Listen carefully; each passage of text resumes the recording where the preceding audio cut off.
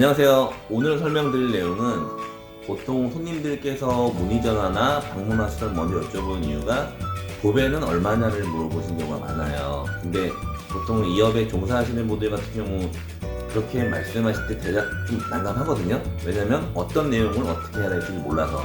그래서 오늘 설명드릴 내용은 도배에 대해서 기본적으로 어떤 재질에 대해서 설명을 하는 거.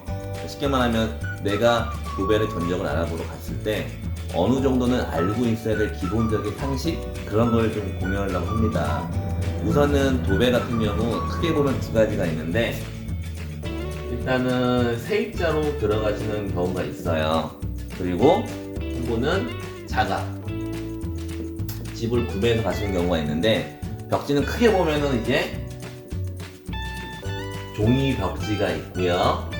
그리고 이제 자가라고 하시면 보통 이제 실크를 많이 하시는데, 이렇게 할 경우에 이제 보통 많이 하시는 경우를 봤을 때 세입자라고 하면 가장 경제적으로 할 때 선택하시는 벽지는 소폭합지라고 있습니다. 소폭합지. 그리고 또 하나 있는 게 광폭합지라고 있어요.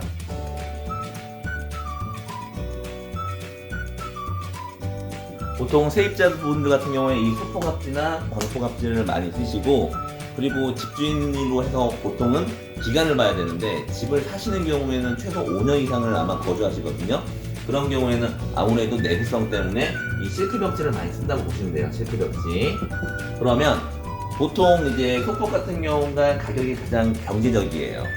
가장 저렴한 걸로 할 경우를 접근한다고 하시면은 소폭합지를 많이 보내드리고, 그 다음이 이제 광폭합지라고 합니다. 이거는 실크 바로 아래뜨급인데 보통 합성벽지라고도 하고, 이 자체가 실크랑 모양은 다양하게 많이 있지만 아무래도 시공 방법이 종이기 때문에 아무래도 마감 처리나 그런 부분은 조금 더 약하다 보시는 게 좋을 것 같아요. 그렇게 하고 마지막 하나는 실크벽지. 보통은 집주인들은 이런 실크벽지를 하는데, 이런 부분도 좀 더 경제적으로 하는 경우가 있는 게 이 두 가지로 나눌 수가 있어요. 하나는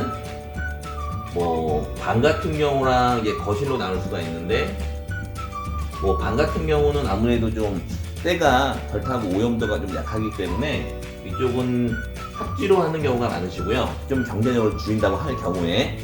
그리고 거실 같은 경우는 실크로 하는 경우, 아니면 그냥 전체 올 실크로 하는 경우. 이런 식으로 도배는 굳이 분리를 한다고 하면 이 정도로 나눌 수 있을 것 같아요. 그래서 보통은 가장 나는 내 집도 아니고 가장 경제적으로 잠깐 쓸 거기 때문에 무조건 싸게 한다. 그럴 경우에는 이 소폭합지를 많이 보내드릴 거고, 그 이후에 아무래도 나는 신혼집이고 만일 내가 생각하는 거 아이들이 있다고 하거나 작은 방이나 그런 부분에 대해서 색깔을 주고 안방도 분리하고 싶다고 할 경우에는 보통 이런 광폭합지를 많이 쓰세요. 보통 이제 세입자 분들 같은 경우에는. 그리고 이제 실크 같은 경우는 아무래도 이 자체가 내구성이에요. 보통 합지 같은 경우는 색이 2년 정도 이후엔 좀 색이 바란다고 보셔야 되고, 이 자체가 오염도가 좀 심하고, 실크 같은 경우는 아무래도 이 자체가 PVC 코팅이 되어 있기 때문에 내구성이 깁니다. 그래서 보통은 오래 쓰시는 경우에 같은 경우는 그 실크 벽지를 많이 보내드리죠.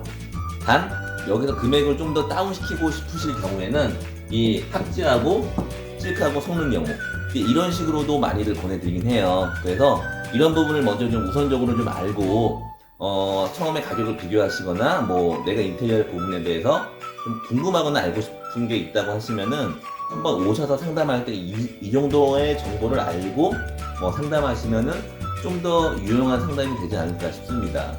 오늘 소개는 여기서 마무리하고요. 다음 시간에는 벽지의 재질에 대해서, 그리고 벽지를 재질에 대해 할 때 어떤 마감으로 어떻게 진행되는지, 그런 부분에 대해서 이제 설명드릴 거예요. 오늘도 방문해 주셔서 감사드리고요. 그럼 저는 다음에 인사드리겠습니다. 감사합니다.